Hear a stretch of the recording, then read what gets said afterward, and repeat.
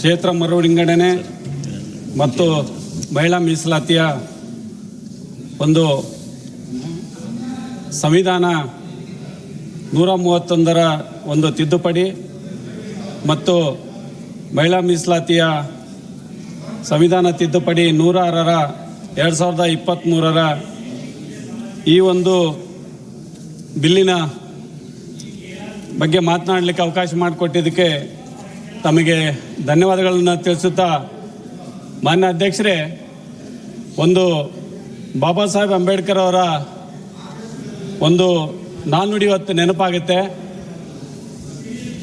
ಇತಿಹಾಸ ಮರೆತರವರು ಯಾರು ಇತಿಹಾಸ ಸೃಷ್ಟಿಸಲಾರಂತೇಳಿ ಇವತ್ತು BJPಯವರು ಈ ಬಿಲ್ಲುಗಳನ್ನು ತರೋದ್ರ ಮೂಲಕ 3 ಬಿಲ್ಲುಗಳನ್ನ ಇವತ್ತು ಸಂಸತ್ತಿನಲ್ಲಿ ಮಂಡನೆ ಮಾಡೋದ್ರ ಮೂಲಕ ಇತಿಹಾಸವನ್ನು ಮರೆತು ಇತಿಹಾಸವನ್ನು ಸೃಷ್ಟಿಸಲು ಮಾಡಲು ಹೊರಟಿದ್ದಾರೆ ಅಂತೇಳಿ ನಾನು ಭಾವಿಸ್ಬೇಕಾಗುತ್ತೆ. ಮಾನ್ಯ ಅಧ್ಯಕ್ಷರೇ, ಇವತ್ತು ಇತಿಹಾಸವನ್ನು ತಿಳ್ಕೋಬೇಕಾಗಿದೆ.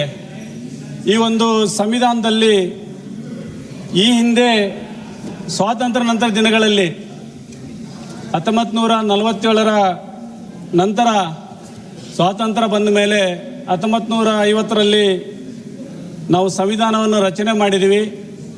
ಆ ಸಂವಿಧಾನವನ್ನು ಸ್ವಾತಂತ್ರ್ಯ ಪಡೆಯಲು ಮತ್ತು ಸಂವಿಧಾನವನ್ನು ರಚನೆ ಮಾಡುವಾಗ ನಮ್ಮ ಭಾರತ ದೇಶದ ಒಂದು ಭವಿಷ್ಯ ಯಾವ ಥರ ಇರಬೇಕು, ಒಂದು ಪ್ರಜಾಪ್ರಭುತ್ವದ ಒಂದು ಬೆಳವಣಿಗೆ ಯಾವ ಥರ ಇರಬೇಕು ಅಂತಂತೇಳಿ ಅಂದಿನ ಹಿರಿಯರು ಎಲ್ಲರೂ ನಮಗೆ ಆದಿಯನ್ನು ಹಾಕ್ಕೊಟ್ಟಿದ್ದಾರೆ.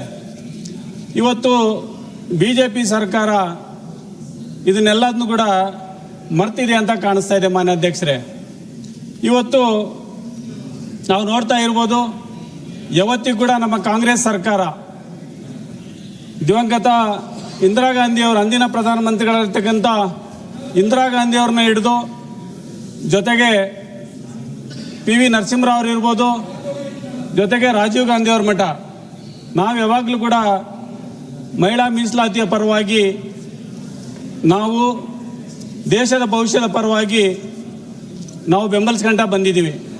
ಬಹುಮುಖ್ಯವಾಗಿ ರಾಜೀವ್ ಗಾಂಧಿಯವರು ಇರುವಾಗ ಲೋಕಲ್ ಬಾಡಿನಲ್ಲಿ ನಮಗೆ ಮೀಸಲಾತಿಯನ್ನು ಕೊಟ್ಟಿರ್ತಕ್ಕಂಥದ್ದು ಇವತ್ತು BJP ಸರ್ಕಾರ ಇವತ್ತು ನೆನೆಸ್ಕೋಬೇಕಾಗಿದೆ.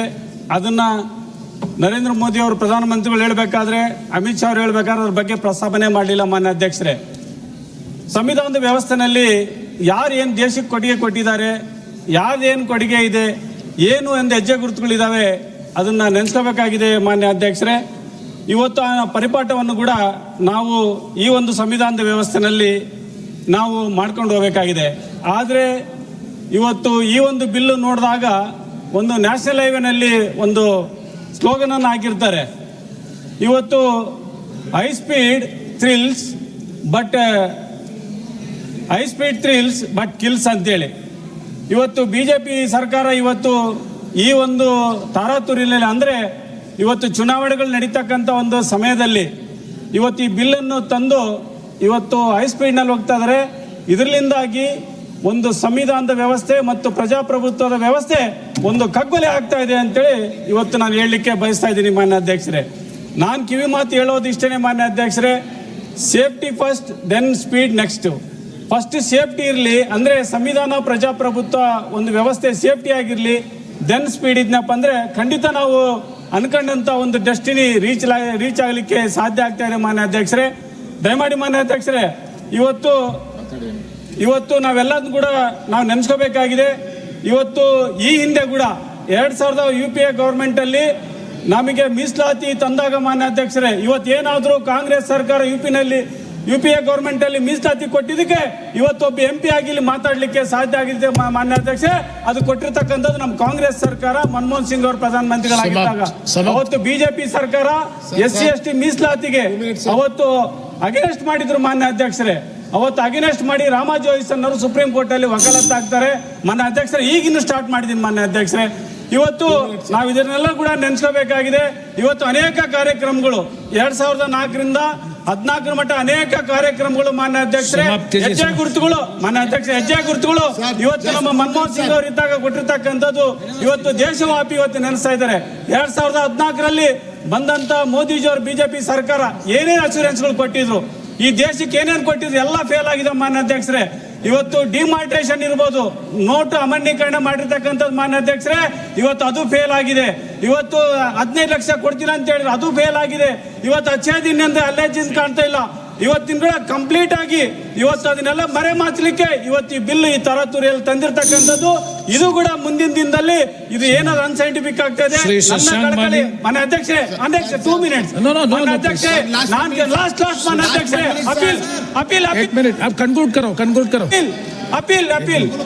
ಅಪೀಲ್ ಮಾನ್ಯ ಅಧ್ಯಕ್ಷನೇ, ಇದು ಅನ್ಸೈಂಟಿಫಿಕ್ ಆಗಿರೋದ್ರಿಂದ ನಾವು ಯಾವಾಗಲೂ ಕಾಂಗ್ರೆಸ್ ಸರ್ಕಾರ ಮಹಿಳಾ ಮೀಸಲಾತಿ ಪರವಾಗಿದೆ. ಇವತ್ತು ಡಿಲಿಮಿಟೇಷನ್ ಅನ್ಸೈಂಟಿಫಿಕ್ ಇರೋದ್ರಿಂದ ಇವತ್ತು ದಕ್ಷಿಣ ಭಾರತದ ರಾಜ್ಯಗಳಿಗೆ ಇವತ್ತು ಅನ್ಯಾಯ ಆಗ್ತಾ ಇದೆ. ಇದನ್ನ ಮಾನ್ಯ ಅಧ್ಯಕ್ಷರೇ concluding sir, you call all party meeting and conduct a scientific delimitation and conclude. Thank you very much for giving the opportunity. अध्यक्ष जी, आपने मुझे इस संविधान संशोधन 131 बिल पे बोलने का मौका दिया, इसके लिए आपको बहुत बहुत धन्यवाद. मैं समझता हूं